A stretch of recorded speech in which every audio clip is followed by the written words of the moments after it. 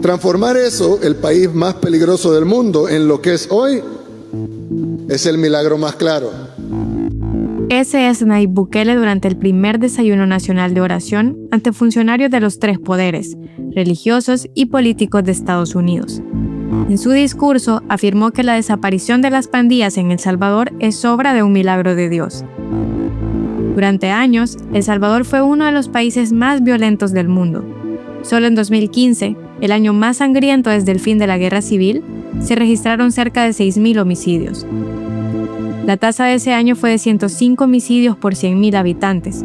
Cuando Naciones Unidas dice que un nivel mayor a 20 se considera una epidemia. Distintos gobiernos intentaron frenar la violencia con políticas de mano dura, treguas con pandillas y reformas penitenciarias. Ninguno lo logró como el actual gobierno. El dato no se puede negar. La reducción de homicidios es real. Pero eso, al que el presidente llama milagro, tiene un alto costo humano, uno que no aparece en el discurso oficial. El primer desayuno nacional de oración se celebra en un país donde el régimen de excepción se ha prorrogado de forma ininterrumpida 46 veces. Un país donde se han suspendido derechos fundamentales, se han normalizado las capturas masivas y persiste un silencio institucional frente a abusos ampliamente documentados por organizaciones de derechos humanos. Para miles de salvadoreños, la vida cotidiana sigue marcada por la precariedad, el miedo a una captura arbitraria y la falta de acceso a servicios básicos. La violencia no desapareció, solo cambió de rostro. Soy Graciela Barrera. Es 24 de enero. Hoy en el resumen, Bukele dice que la desarticulación de las pandillas es un milagro.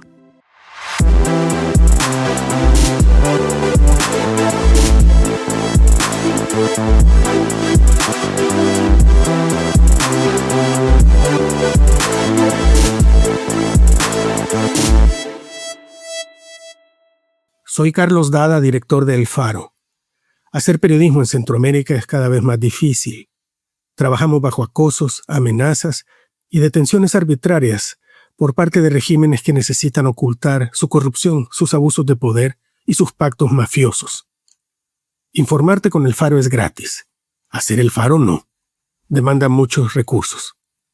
Si nuestro trabajo te parece importante, ayúdanos a seguirlo haciendo. Uníte como suscriptor en nuestro programa de excavación ciudadana. Ingresa a apoya.elfaro.net. Gracias. El 19 de enero se celebró en El Salvador el primer desayuno nacional de oración en el Palacio Nacional. Al evento asistieron funcionarios de los tres órganos del Estado, entre ellos el presidente de la Corte Suprema de Justicia y el presidente de la Asamblea Legislativa. También participaron líderes religiosos y 14 senadores y congresistas de Estados Unidos. La actividad fue transmitida en vivo por redes sociales y presentada como un espacio de reflexión espiritual, sin posturas políticas. Sin embargo, Bukele utilizó los últimos 25 minutos del evento para exaltar los logros de su gobierno. Los califica como un milagro. Comentó sobre casos de familias que fueron víctimas de las pandillas y recalcó que ni él ni su equipo tienen una explicación para lo que sucedió: la reducción sin precedentes de la violencia en el país. Que no sabemos cómo pasó. Y no hay nadie que pueda venir a explicar cómo pasó de otra manera que no sea un milagro. Y nosotros vimos cómo cambió del día a la noche después de nuestra oración. Pararon los homicidios. Y no pararon solo ese día, pararon para siempre. Y a veces pienso, ¿por qué Dios nos dio ese regalo? ¿Por qué Dios nos dio ese milagro? En parte creo que es porque lo que dije, ¿no? Cambiar el peor al mejor. Pero creo que también es nuestra responsabilidad darle la gloria y dar el testimonio de lo que pasó, para que los demás sepan que Dios puede sanar cualquier tierra. Solo hay que pedirle con fe. Pero ese supuesto milagro de Bukele incluye otra historia que el discurso oficial no cuenta. Esto dijo Samuel Ramírez, representante del movimiento de víctimas del régimen de excepción, en un video recopilado por la prensa gráfica en conferencia de prensa. Mire, los milagros es una obra divina que no lleva el mal para nadie, que no lleva la intención de dañar, que hayan daños colaterales. Y el régimen ha afectado a muchas familias salvadoreñas con la represión, con la persecución, con las muertes. Y eso creemos que es una blasfemia para Dios, hablar de que el régimen o la seguridad es obra de Dios. Lo que el presidente omite es que desde 2015, como alcalde de la capital, comenzó a negociar con pandillas. Y que en 2020 sostuvo negociaciones con las 3 principales pandillas del país dentro de penales de máxima seguridad, para que los asesinatos en El Salvador mantuvieran su desplome histórico. Desde marzo de 2022, El Salvador vive bajo una suspensión de garantías constitucionales que permite detenciones prolongadas sin audiencia judicial, limita el derecho a defensa y no hay mecanismos que pongan freno a los abusos del Estado. El régimen de excepción ha llevado a la captura de más de 90.000 personas en 3 años, miles de ellas inocentes, sin vínculos con pandillas, y las ha obligado a callar y vivir con miedo. El padre jesuita Rodolfo Cardenal escribió una columna en la YSUCA. En ella, atacó el argumento del supuesto milagro con estas palabras: si Dios es el autor directo de la seguridad, también es responsable del régimen de excepción, que incluye violencia, arbitrariedad e injusticia. Por tanto, las víctimas inocentes, las parejas y los hijos abandonados, y los muertos por causa de la tortura y la falta de cuidados médicos en las prisiones del régimen, deben resignarse y aceptar la voluntad de Dios. En El Salvador, 6 de cada 10 personas piensan que criticar al presidente Nayib Bukele o a su gobierno puede costar la cárcel, según el Instituto Universitario de Opinión Pública de la UCA. Esto ocurre cuando hay un gobierno sin contrapesos. En julio de 2025, la Asamblea Oficialista aprobó 5 reformas constitucionales con dispensa de trámite, es decir, de forma express. Habilitaron así la reelección presidencial. Además, ampliaron el periodo presidencial de 5 a 6 años, eliminaron la segunda vuelta electoral y decidieron que la elección la ganará quien obtenga más votos, sin necesidad de alcanzar la mitad más 1. Bukele no es el primer presidente salvadoreño que ha recurrido a la figura de Dios para respaldar su gobierno. La Iglesia Católica ha sido una tradicional aliada del poder, pero en los últimos años la relación evangélica ha crecido en su influencia política también. En 2004, el entonces presidente Elías Antonio Saca rompió con una tradición histórica al invitar al pastor evangélico Edgar López Bertrán, conocido como el hermano Toby, a bendecir su gobierno. Ese gesto no fue solo simbólico. Ese mismo año se creó la Comisión Nacional de Pastores y Líderes, una estructura pensada para brindar apoyo político a su administración.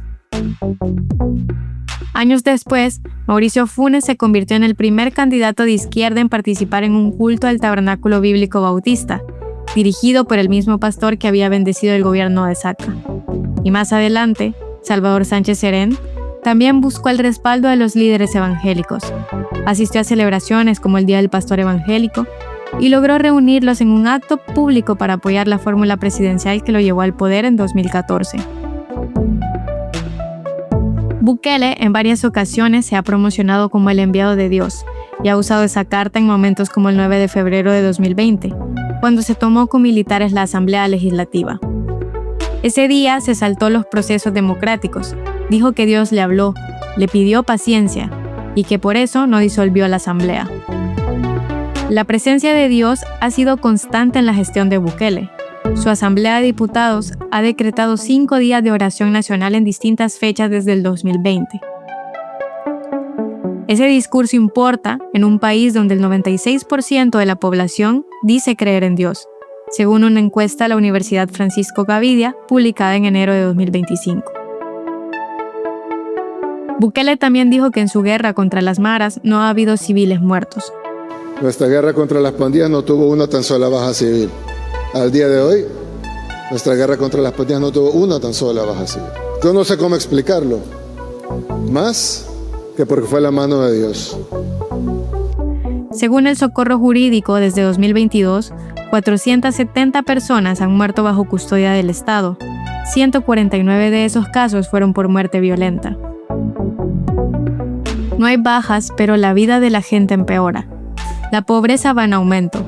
Para 2024, la cifra de personas pobres subió a más de 610,000, superando incluso las 578,000 registradas en 2022, según la encuesta de hogares de propósitos múltiples de 2024, publicada por el Banco Central de Reserva. Desde la Iglesia, sus medidas también emiten críticas. Este es el cardenal Gregorio Rosa Chávez en una homilía de agosto de 2025 tras las reformas a la Constitución. El mundo que queremos está siendo ahora negado. Es un mundo que queremos vivir la democracia. Eso supone diálogo, supone respeto a la dignidad humana, supone tolerancia, respeto a los derechos humanos, supone ser un pueblo libre. Muchos no nos sentimos libres en El Salvador.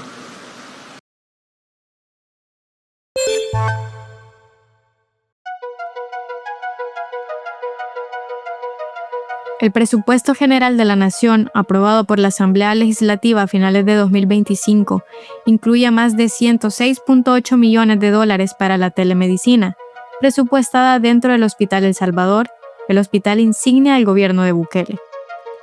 Es imposible saber, sin embargo, si ese dinero es el que servirá para implementar la aplicación móvil Doctor SB, programa lanzado el 13 de noviembre para atender consultas médicas con apoyo de inteligencia artificial.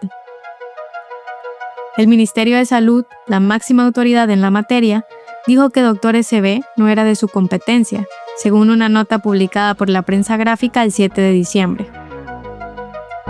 Según el mismo medio, el Hospital El Salvador administra y planifica los recursos públicos vinculados a Doctor SB. El presupuesto de hospitales como el Bloom, el único centro público especializado en niñez, será de $63.5 millones, es decir, casi un 40% menos que el Hospital El Salvador.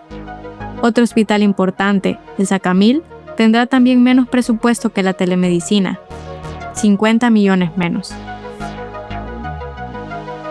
Organizaciones del sector salud cuestionan que el gobierno concentre recursos en esta herramienta, ya que no sustituye la atención médica presencial, especialmente en situaciones de emergencia.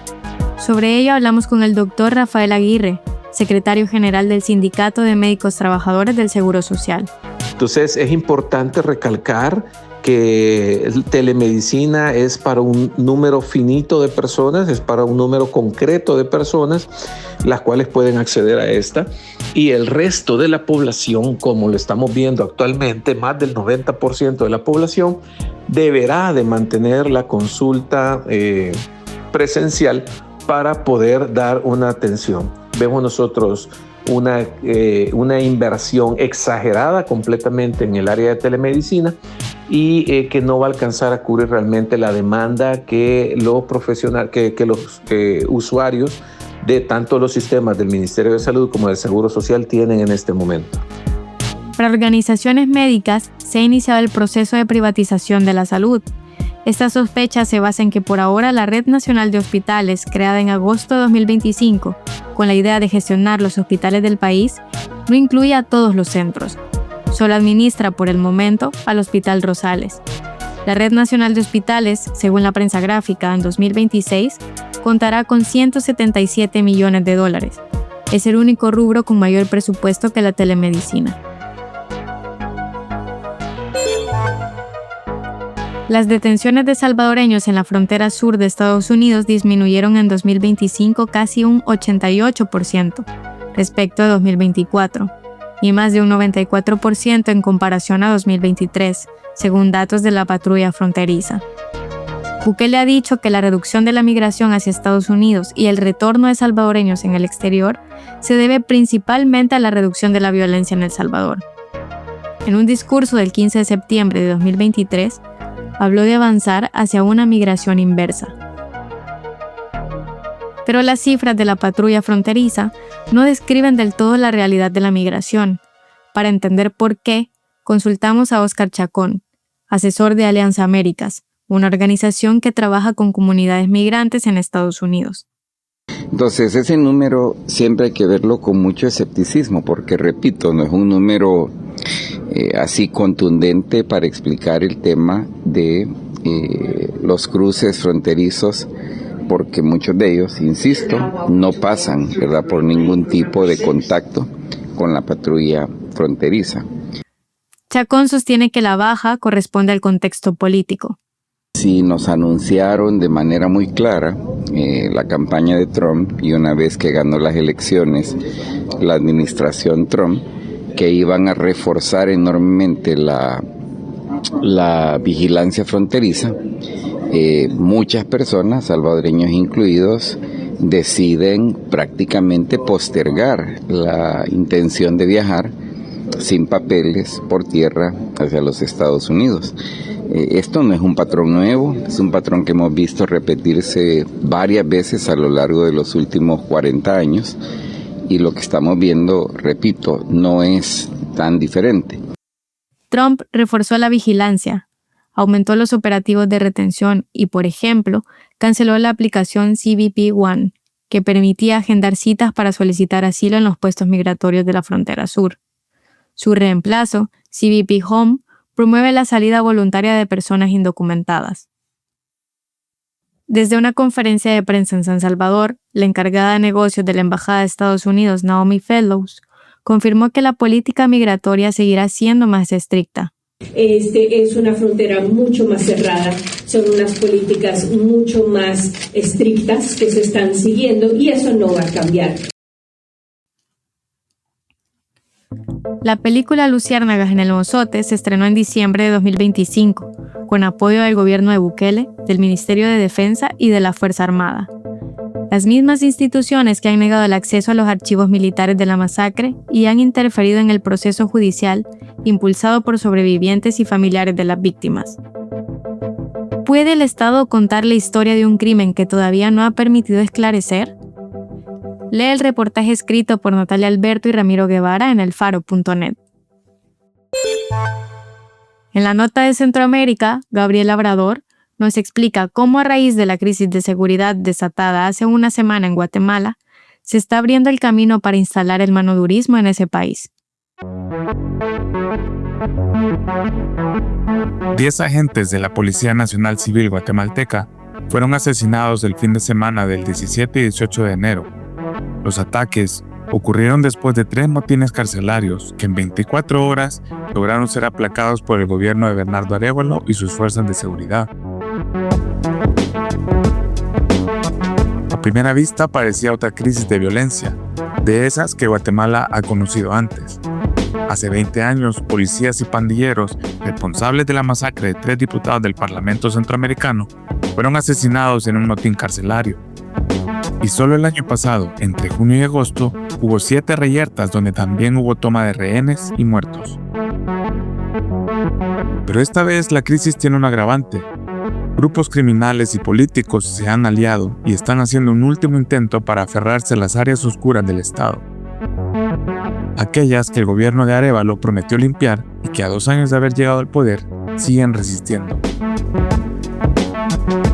La violencia llega en una temporada clave donde está en juego la estabilidad del sistema judicial y democrático del país. Entre marzo y octubre habrá 5 elecciones claves de segundo grado, entre ellas la Fiscalía General, la Corte de Constitucionalidad y el Tribunal de Elecciones. Por eso Arévalo, consciente del futuro inmediato, ha recurrido a poderes excepcionales, al estado de sitio tan de moda en sus naciones vecinas en Centroamérica. Más allá de impedir más ataques contra policías, el estado de sitio intenta contener embestidas contra el gobierno y el proyecto anticorrupción. Nosotros vemos que efectivamente hay actores que están detrás de esto y que efectivamente están lanzando mensajes en el momento en el que estamos enfrentándonos a un proceso en donde vamos a recuperar el sistema de justicia gracias a estas elecciones que tenemos en los próximos días. En las últimas décadas, el mapa criminal lo han dominado estructuras criminales como la Mara Salvatrucha 13, el Barrio 18, pero también bandas de civiles poderosas como los Paisas y los Caradura. Las cárceles han sido bastiones en disputa. Arévalo identificó al barrio 18 como un protagonista principal en los últimos ataques. Esto dijo durante una conferencia de prensa el miércoles 21. La colusión entre estos grupos criminales como las maras y actores con intereses más de tipo político, nosotros la conocemos desde el momento en el que durante la segunda vuelta una fiscalía del Ministerio Público nos informó de una escucha que habían hecho porque estaban utilizando los métodos en el marco de una investigación en donde Barrio 18 discutía el encargo que les habían hecho de cometer un atentado en mi contra. La mención al barrio 18 no es fortuita.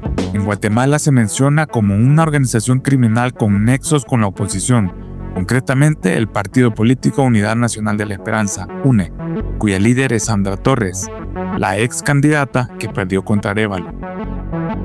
Su sobrino político es el líder del barrio 18, Esaldo Dupié Ochoa Mejía, alias El Lobo, esposo de la sobrina de Torres, de nombre María Marta Castañeda Torres. Ella también tiene un prontuario criminal extenso y fue capturada el 27 de agosto por asesinato, asociación ilícita, lavado de dinero y defraudación tributaria. Esta alianza político-criminal intenta desgastar a Arévalo con una crisis de seguridad por dos razones. Una, porque eso dinamita posibles propuestas suyas de cara a la elección del fiscal general y otras instituciones claves. Esto dijo el exfiscal antipandillas Juan Francisco Solórzano Fopa el 19 de enero en una entrevista con el podcast Tangente. Y lo que buscan es deslegitimar al gobierno de Bernardo Arévalo. Sí tienen miedo de la designación del próximo fiscal general. Para mí ese es el mayor miedo que hay. Sí hay inclusive quienes piensan, por ejemplo, que el actual ministro de Gobernación va a ser candidato a fiscal general. ¿Sí? Y ante esta situación, pues están tratando inclusive de desestabilizar al ministro de Gobernación para que de alguna forma tener tachas descalificativos o generar estas situaciones. Bueno, ¿para qué va a ser fiscal, por ejemplo, si no ha sido capaz de controlar desde el ministerio? La segunda razón es que con la crisis de seguridad las estructuras conservadoras van a impulsar de manera más fácil un discurso punitivista que intentará instalar políticas manoduristas y de esa manera congraciarse con una población desesperada. Esto dijo el exfiscal Fopa en una entrevista de Tangente en septiembre, cuando había ocurrido un repunte de homicidios. Llega el gobierno de Otto Pérez, llega la mano dura. Y a ojo, en estas circunstancias en las que estamos hoy por hoy en el país, nos están preparando política y socialmente para legitimar otra mano dura. Legitimar otra mano dura en las próximas campañas. La próxima campaña, el tema de seguridad va a ser un tema que necesariamente va a estar ahí. Aquí termina el episodio de hoy del Resumen, un podcast original del Faro Audio. Suscríbete en Spotify, Apple Podcasts o iHeartRadio. Este episodio fue editado por Gabriel Labrador. El arte de portada es de Daniel Reyes. La producción de sonido y música es de Omnium.